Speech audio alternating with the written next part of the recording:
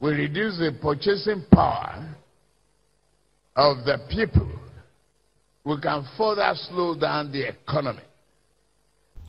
If I am telling you people that we don't have country anymore, some persons will be commenting, Okocha, you don't know what you are saying. Keep quiet. What do you know?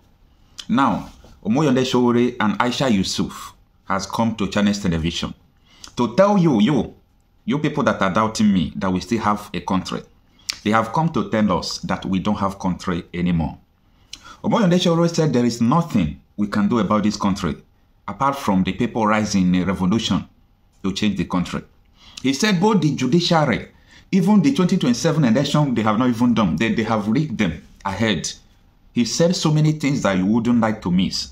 This interview is like an interview that every Nigerian is supposed to watch because it will open your mind to understand what is going on now. Take your time and watch it. I don't even know where to start from that question because there's no country anymore. As we are today, Nigeria is gone. What we have is a carcass, and life is short and brutish, and everyone, we're all on edge. We are the victimhood that a lot of people refuse to see coming to us. We are all there.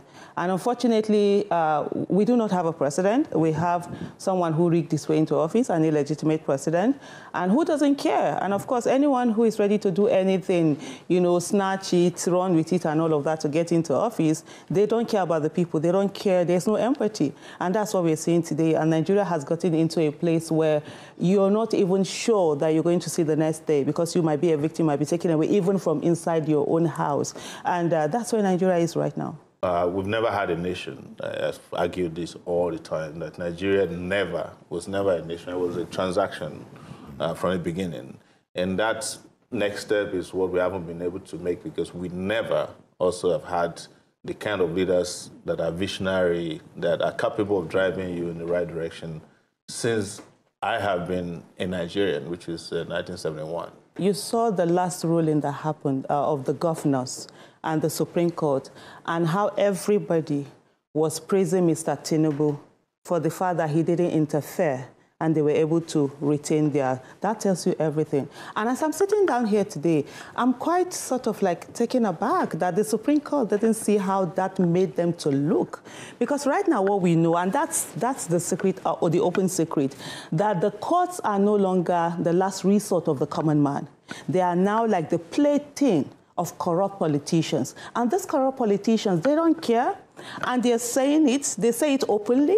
We've seen all of that. We saw the Senator Bukatua, what he said. And so it's not about me accepting it or not accepting it. It's what it's on ground. Rule of law is sacrosanct, and it's supposed to be on everybody. Right now, we've seen the different kind of decisions that have been made by the courts. So the way it goes, the court itself, there's no independence. We have judiciary capture, we have media capture, everything there seems to be, even the legislative capture, it's under sort of like one party, one person doing whatever they want to do with it. And at the end of the day, every Nigerian is suffering. There's something many people say. They say Nigerians don't react. That no matter how much you push Nigeria to the walls, they don't react. They say Nigerians are reacting. The people who are killing, they are reacting. That's their own form of protest. Their own is an illegal form of protest because the legal form of protest, they've clamped down on it. They've stopped people from doing that. And every one of us is suffering because there are some people who no longer see any hope. Because when you go to the courts, and if you see a lot of people that have given up on the nation, they know even when they go to the courts, they won't get anything. So they take the laws into their hands. And the rest of us that are law-abiding are the ones who are being punished by the state. The Nigerian state would rather, you know, have a conversation with you, negotiate with you when you carry arms against the country. But when you are law-abiding, it clamps on you, it kills you, and it just disposes of you the way it wants to. I think any way that saves people from the doom and destruction that has become their lot is legitimate. And I say this so that people are very clear about where I stand on Nigerian issues. Earlier, I agree with Aisha that there is no country. Where I disagree or differ from them and their party was their own brazen hope, I call it brazen, that the judiciary was somehow going to deliver differently in the 2023 election. Because it has been very clear from the election, from the primaries at the party level, the conduct of INEC, that they were not planning an election. So when the elections were over, and there was this eye on the judiciary, I was wondering which eye, which judiciary are you eyeing? Because I understand the judiciary right from my university days. I have been expelled, went to court, judges did not deliver justice. So, but where I agree with her is the issue of legitimacy. You see, something can be legal and be legitimate. A human being can be born as a legal human being, but the process of birth might be illegitimate if it doesn't go through what is legit. So I agree with her that and you have a right to reject a system or a precedent that did not come legitimately, as it's been decided by, or ought to have been decided by the rule of law. But we're not dealing with a country that respects any laws. The laws here are like cobwebs. They are only meant for ants. And, the elephants walk past them without even knowing them. So it's a country that is created for two categories of citizens. And that is why I have always advocated, and I'm never afraid to say that something massive, something urgent, and something revolutionary must happen in Nigeria for us to change course. This course will continue, They have already rigged even the next election if we go by how they have populated INEC already. In the US, where you and I spent some years, if one person was going to the Supreme Court, the country will shut down. There will be conversations. They'll go and look at where he was standing when he was in primary one. If he was backing the flag or he was in front of it, if he plucked somebody's coconut, if he took somebody's eraser.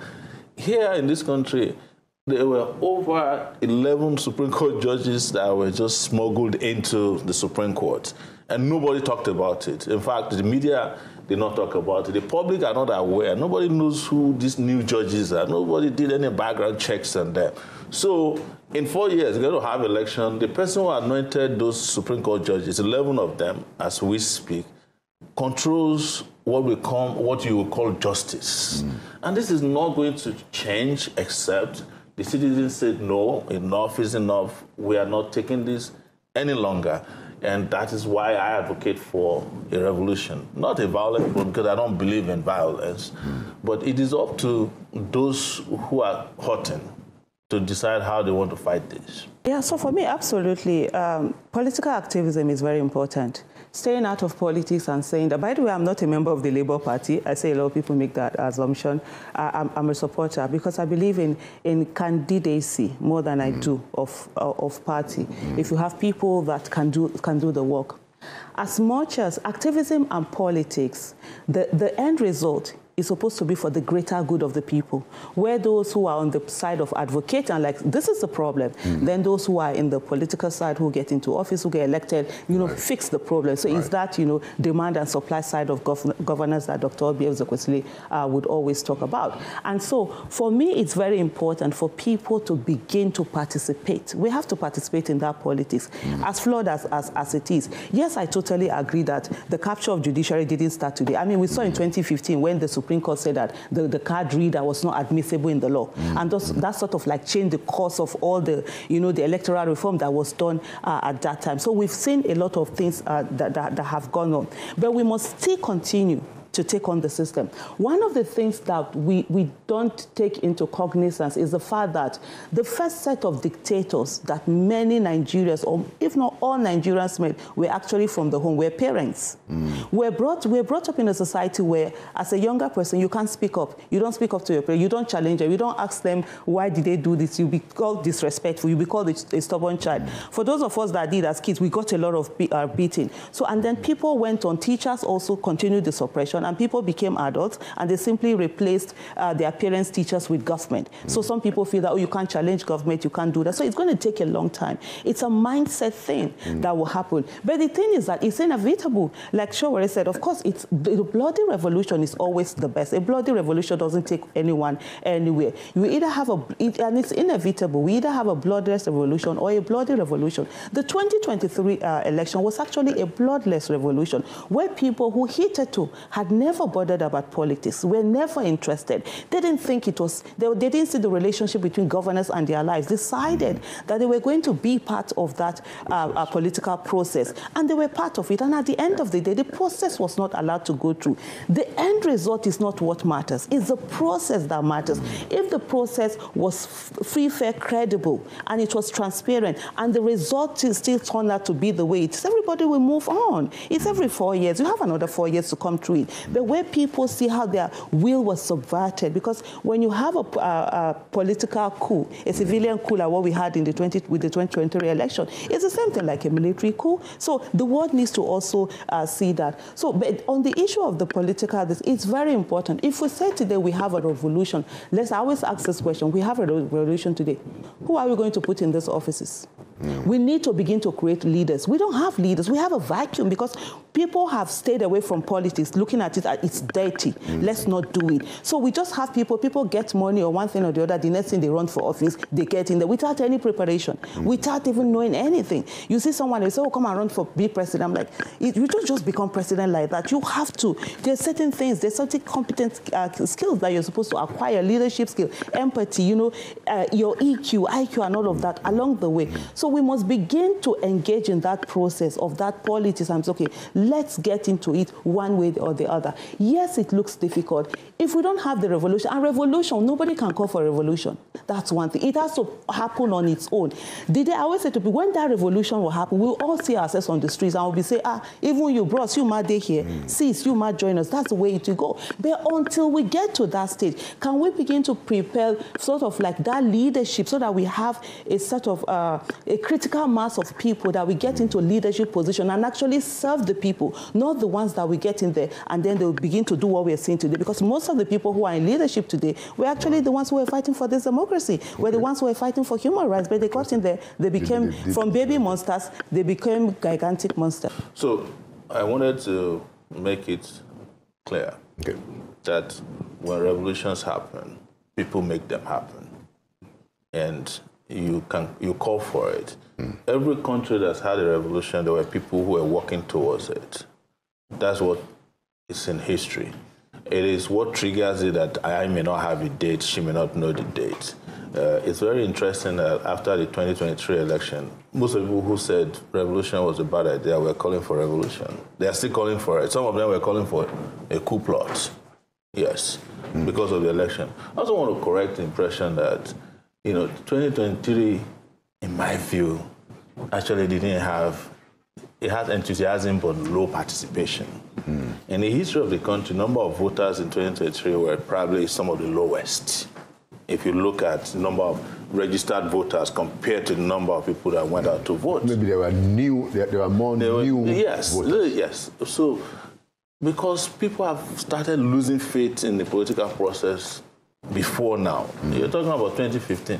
In 2007, and you and I were covering this from the U.S., the Supreme Court decided, first it was the Court of Appeal, that you don't need, what do they call it, serial numbers for the ballot papers. And as a result, Yar'Adua became president and he had to apologize himself, being what they call a good Muslim, that I know I didn't win the election, but let's move on. So this process did not start today. But what has been happening is that those who are manipulating the process have been growing in impunity. And I want to address the issue of where the leaders come from. We cannot claim that people are not, we are not producing leaders. What has not happened is that some of the best leaders in this country have not been given the opportunity or have not created the opportunity to lead.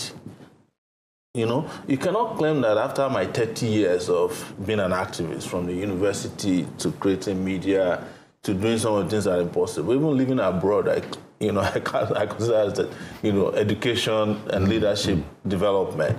You can't claim that Aisha here, who led a major movement to bring back our girls, is not ready for leadership. No. See, when the revolution happens, when the vacuum is created for good people, you'll be surprised at how many leaders we have who have just been suppressed in their various fields, who are depressed, who are compressed. They will be unleashed on society. Some of them will come from abroad. When I was doing the election campaigns in 2018, I met Nigerians who are tunnel engineers in the UK. They are the ones building the tunnels that the trains drive. You have a Nigerian doctor who brought out a baby for the first time in history, fixed the baby and put it back. How can we say that the country don't have these leaders? But as long as you keep putting, or these guys keep imposing themselves on the system, those potentials will never rise to the surface. And the last part I would address over this issue of leadership is that even the struggle to bring about a better society creates its own leaders. But we must not forget that the number of people that fought for democracy compared to the number of people who have transited from that era to the new dictatorial era she's talking about, but there are very few. Very few. You know, and you can argue, and I've argued this before, if some of these guys who are now in power actually fought for democracy, if they weren't fighting for themselves, considering that the period of the democratic struggle, the most difficult part of it, some of them were selling drugs abroad. So how can you be fighting for democracy and engaging in crime? So this is what we have found out. So if you do the maths very well, you discover that the real democratic leaders have not transited. And this is a conversation probably for another day. And that is why some of us went and created parties of our own. Because Chief Gani Fawemi created one in 1994 when it was not even acceptable to create a party. Part of the reason I participate in the political process is also to throw up the contradictions in the system. So that the more of those of us who are outliers participating, the more the system's underbelly is exposed to the public. But if you leave it for them, which is what we did in 1999, by the way, we fought for democracy when it was time to transit. We all left. I left Nigeria in 1999. By the time I came back, they had bloodied Gani Fawemi. Falana tried to be governor of Ekiti. He lost in a way that nobody has ever lost. They ridiculed everybody. Real pro-democracy activists were ridiculed. But the fake pro-democracy activists got into power. Yes, from 1999. So we should not consider those ones as the real face of the pro-democracy movement, because most of them weren't fighting for democracy. Now, I totally agree with him. The people who really fought for democracy didn't participate in it, and that comes to the question where you're talking about political process. There are a lot of people who just feel that, people shouldn't participate in the political process, and that's wrong, because what happened in 1999 was that those who actually fought for it thought maybe the military were not going to go away or something. They left, and criminals entered, and by the time those criminals, a good number of them weren't even whether fake, they were criminals, because nature abhors vacuum. And then they got in. By the time the people who were actually pro-democracy came back, they couldn't get them out of it. So that's one. The other thing I just want to quickly talk about is on the issue of the register. When we look at the percentage, the 2023 election, we had very small percentage. But we could see there were quite a number of people that came out. One of the things for me, and I think, and I might be wrong, and I want to be proven whether right or wrong, is the fact that with the 2023 election, incidence form was not allowed. So people, there had to be that accreditation. If you're not taking it, then you can't vote. Right. Unlike what we had before, where this, even with the card reader, incidence form, politicians will have a way to just bring up these numbers. Another thing also we have to look at is that register itself. Is it really the number of people that are there? Because what we had earlier on before, politicians used to, register multiple. One person we have like 40-something cards, 100 cards, because they use it to how do I put it, to just inflate their numbers. But now it's not, and then we are now having an issue. And that issue also comes to us in the fact that when we want to recall lawmakers, the law says you must 50%. Meanwhile, it's not 50% that send the person to either the National Assembly or the State House of Assembly. So there are a lot of things that we need to fix. And unfortunately for us, the one legislative arm of government that is the bedrock of democracy in Nigeria, that is supposed to be more powerful than the executive, has actually found itself to be less powerful because the executive have money and they use it to just tie them, or there's a capture of it. So we need to have all of these systemic changes going on. While we're waiting for that revolution to happen, let's also have a political revolution like he has done by running for office. Let's continue to have that and get more people in there. I've said it and I will keep saying it. Nigeria has passed the stage of reforms. You don't think that any reform is useful? I don't think that the current set of people in Nigeria can reform the judiciary. Let me give you an example. In the last 3 years, I've been stuck in Abuja now, and there were 62 vacancies in the various courts in Abuja. Out of the 62, I think 60 of the new judges were children of former judges or their relatives. Are you talking about the federal court or the the federal court? I'm talking about the FCT court. Okay. You know, and the magistrates. You know, so they have cornered these places. It's not going to happen that the place can be reformed by the people who are benefiting from it. That's why there has to be an eruption. There has to be a whole eruption of the... The problem with eruption is the disorderliness of it. And, and to the extent... We are already in a state of disorder. This is chaos. This is anarchy. You know, anarchy is defined as a state of lawlessness. If you are delivering judicial pronouncements in which you give a public pronouncement, and by the time the people who are victims of your pronouncement came to collect the CTC, they discovered there's a difference between what you pronounce, as they did in Kano, and what is in the CTC. That is anarchy. We are already there. Yeah, but I'm saying are you saying that those things cannot be fixed? We can identify the problem. Who's going to fix it? The people, by the people coming out, organizing themselves, making demands for specific reforms. You can't make demands to people who are deaf. These guys are tone deaf, and they believe in their own impunity. They have the police, the army, who are ready to kill you if you make these demands. If you make peaceful demands, they'll kill you.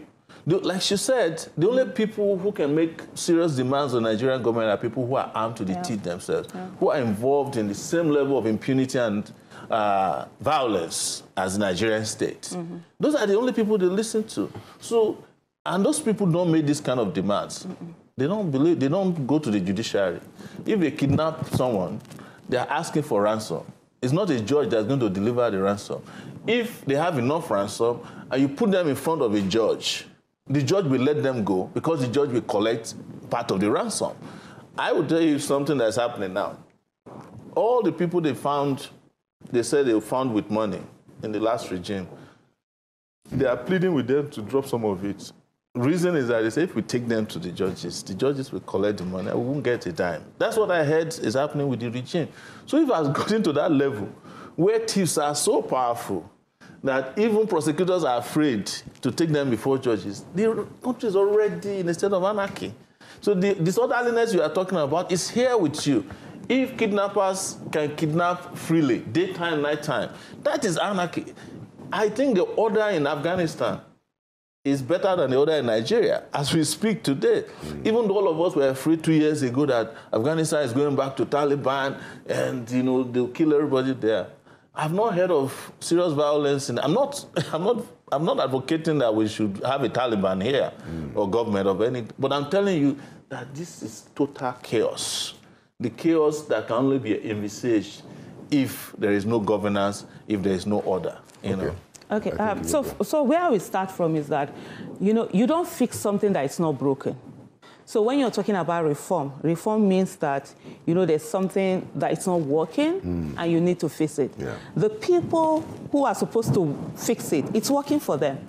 So the state that we have right now, and that's what Sowore is also talking about, it's working for them. They're enjoying it. So there's no reform that they'll be looking at to make in terms of judicial reform or any of that, the set of people. And that's why we need to have the kind of people that will focus more on the nation rather than on their own selfish interests. And what part of the thing he also said, how do we even get these judges to be judges, the magistrate and all of that? How do they get in there? What's the process that they seem to get? And the CJN also, like the office of the CJN, there's too much power in that whole office.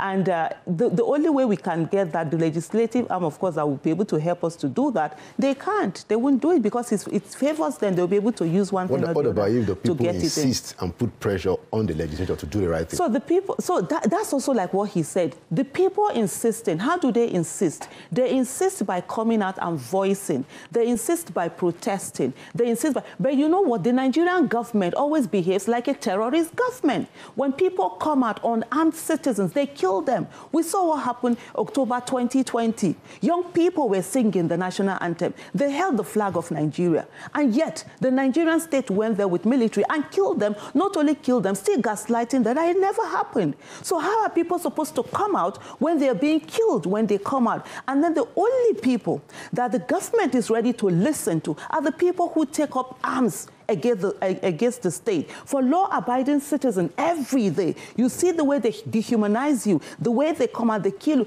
They're doing election, they're bringing out election results. They brought out military tankers all over the ICC building. All over.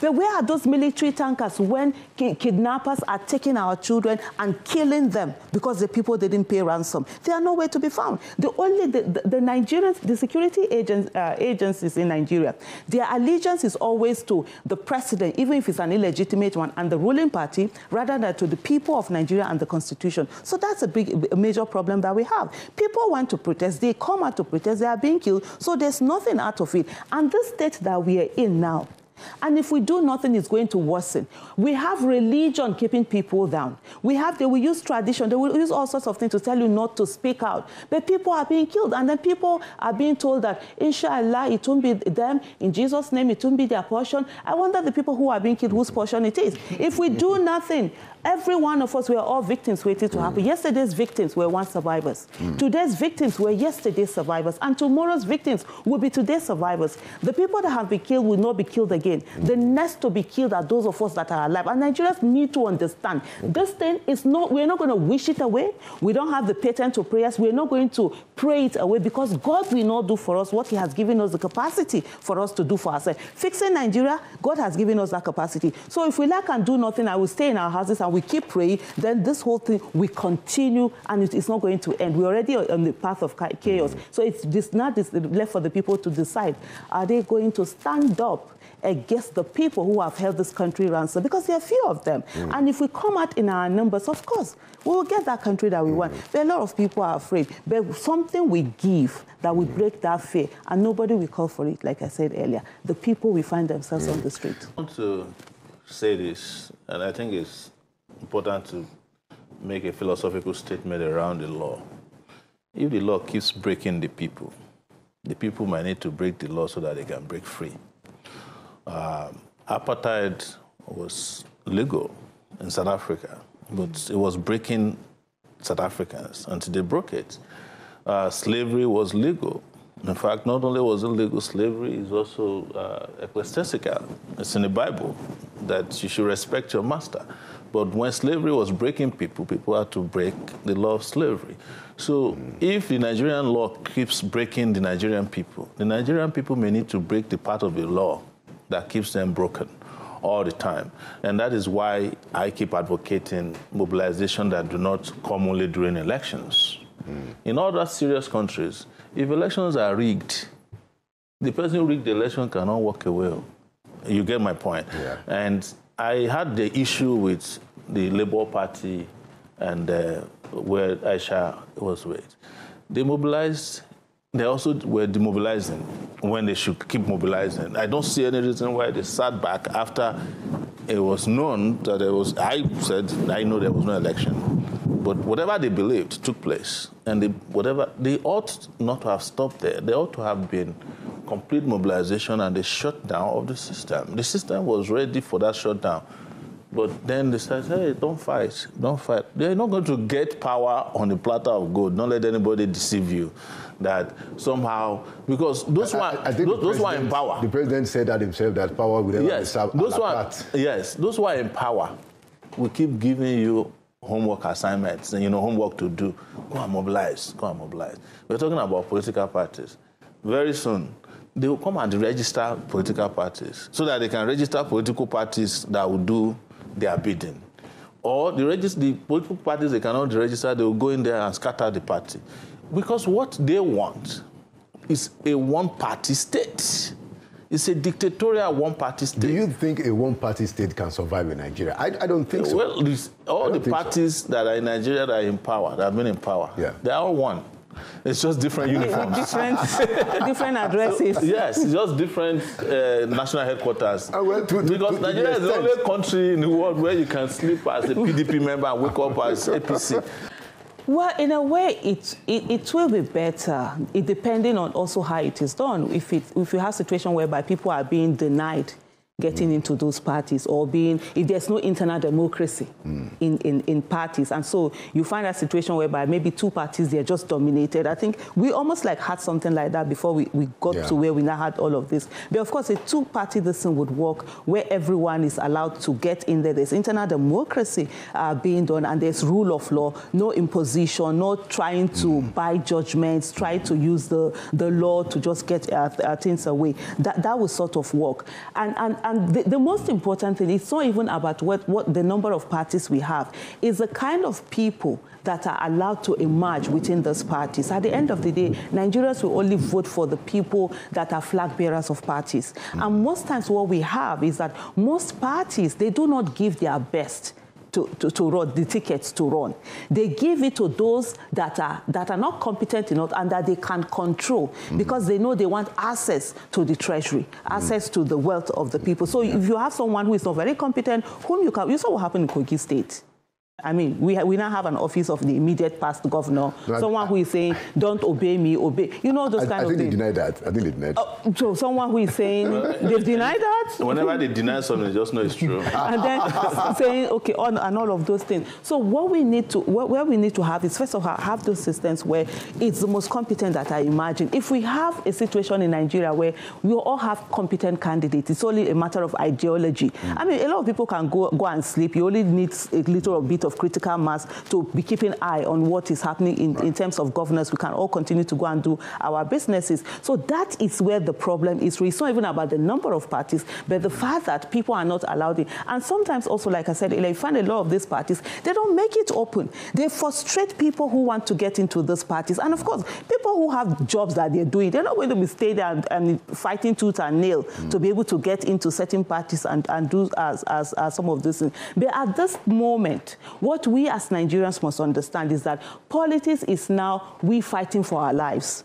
Because true politics is where you get governance. We're running a democracy. So it has to be through the political process, no matter how flawed it is. Yeah. And so we must not take it upon ourselves that we must participate in this thing and come en masse and say, now we must begin to change this whole thing. And like what he said, keep mobilizing on the fact that we all come out en masse. If you don't do the right thing, we will overrun. So that at the end of the day, let's know if we're going to have a country, let's have a country. If we're not going to have a country, let's not have a country. It's not fair that some people have their families protected with all our security agents, because we go to different houses of either elected officials, VIPs, whatever it is. They all have, security agents guarding them. What about the rest of us citizens? Who is looking after us? So people need to get to that state of mind. And I think also there's something else that we don't understand. We refuse to allow people realize the relationship between governance and their lives. We play government, we play God, most citizens. So you're always helping. We think we can crowdfund our way out of insecurity, crowdfund our way out of poverty. We're always taking us people's problem. We want to solve it for them because, of course, we were told to help your neighbor and all of that. And more people are abdicating their responsibility to you. They are allowing government to abdicate their own responsibility of taking care of the welfare of the people, and then more and more pressure is being put on others. There must be tough love. People must understand. If you don't vote the right way, if you don't come out during election, if you don't participate, when you are hungry, enjoy the hunger. Don't put it on somebody else. All right. Sure. Well, I think what democracy is about is the beautiful thing about it is that it allows for multiple choices for people. So I don't think we have too many parties. However, I think we need to have a law that allows for independent candidacy so that people who don't want to be part of the shenanigans of these political parties can run without having to deal with those things. I know of a presidential candidate during the last election, 2023. Each time the party leaders are broke, they will write him that they want to withdraw him as a candidate. So he'll send them money. You know, the following week again, they'll go and meet somewhere and said, we don't want you to be our candidate anymore. You send them money. Because, like she said, most of the party leaders don't have a second job. But that's not a major party where they have. Well, it was a major party. Wow. Yes. You know, there were only 18 parties in this last election. So it wasn't like the 79 parties in 2019. So it was a major party. But that's how they operate.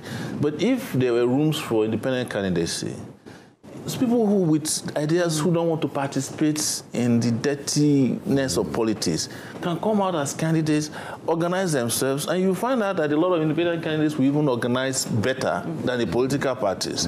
Because then they can find people who align with their objectives, their vision, and their narratives about how to fix the country, who will not say, well, the leader of the ward has suspended you.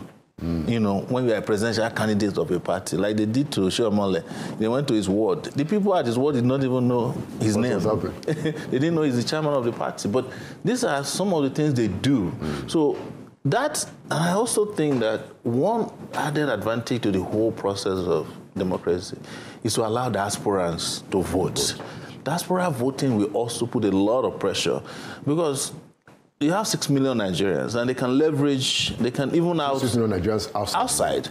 And those 6 million Nigerians are not going to ask you for, you know, bread or Ankara or some kind of, they can afford to take decisions that is not influenced by all this. But I'm sure you believe and you can't use guns on them also. Yeah, and you also, they are protected. Yeah, you know, well, it depends on where they are. There are Nigerians in certain places that, if it's required, they will send people down there. But that's my point. Yeah, I believe that there are more than 6 million Nigerians in Nigeria who will behave like those 6 million Nigerians abroad. The question is that how do we get them to be involved? That's what I'm saying. There are 6 million Nigerians that's what I'm saying. Independence candidates who are that free. So you have Aisha here. She's supporting a candidate but doesn't belong to the party, because she doesn't want to be part of the party. It's possible that it's because of the reputation of the party, or because she believes in a candidate, but doesn't believe in the party. So imagine if she has a totally free platform where she can operate freely and decide on a candidate without having to deal with the party. That changes the dynamics a lot. So there are I would say there are millions of Nigerians who will be participating in our political process today if they don't have to deal with political parties. Because they see the political parties as special, you know, purpose vehicles for corruption and dirtiness and immorality. But they want to participate, and a lot of Nigerians just don't like politics, period. And they see the parties as symbols of political decadence. Okay, good. I mean, I wanted to make a point that, you know, I think the three of us agree on the usefulness of independent candidacy. You know, absolutely. Right. Absolutely. Now, let me throw another idea. But we should be careful.